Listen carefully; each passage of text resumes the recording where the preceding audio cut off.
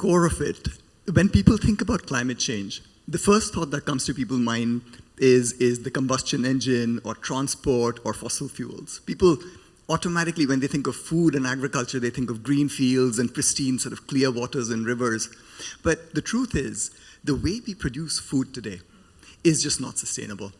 The amount of waste, the amount of processing that's going into increasing yield as populations grow, the way chicken, that's probably the fastest growing, largest segment in terms of protein, 70% of whatever is in a chicken feed right now is directly consumable by humans. There was a recent study done which said, if you were to take all the soy content or the protein content, calorific content that's going into chicken feed today, you could feed 1 billion more people with it. Yeah.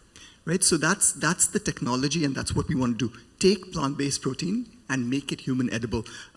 What cultivated meat and seafood is we make the actual real meat product at the end of the day using stem cells. And what I mean by that is when you take a piece of meat or seafood right now, at least in Shiok Meat's case, we work on crustaceans like shrimp, crab, lobster, and so on. If you take a piece of shrimp after you deshell it, it's 100% muscle. That's what we eat. It's muscle tissue. And we cook it, we steam it, we fry it, whatever it is, and we make our delicious food. So what we do is we take stem cells from these animals, and stem cells are sort of the cell zero, like the birth cell. And these stem cells can form any organ, any cell, any tissue.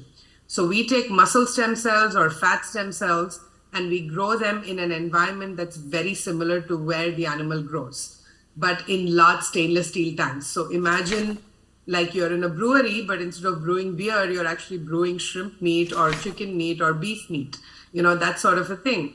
And you provide them with liquid nutrients like a nutrient broth or a soup that's made up of completely plants in our case.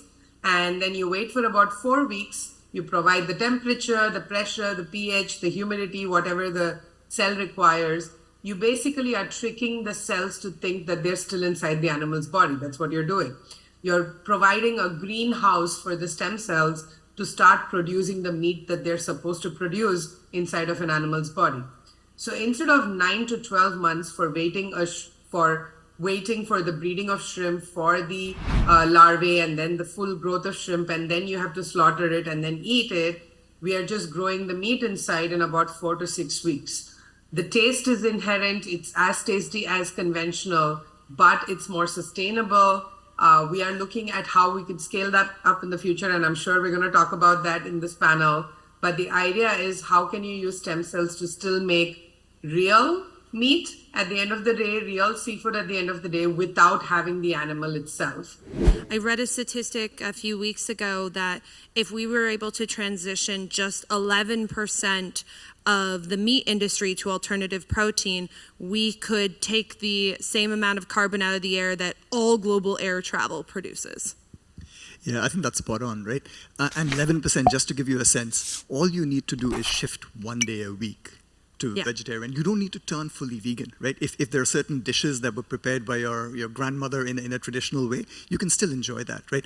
Our hope is food technology will get to a place that all dishes can be made with vegan ingredients. But even today, consumers have the choice to just eat more consciously, and we'd make a huge impact. I think I'll just share one other perspective. You talked about sort of air travel and how food can be such a big sort of contributor in terms of size. People often think about the combustion engine, right? People talk about the electric vehicle and how that's the panacea.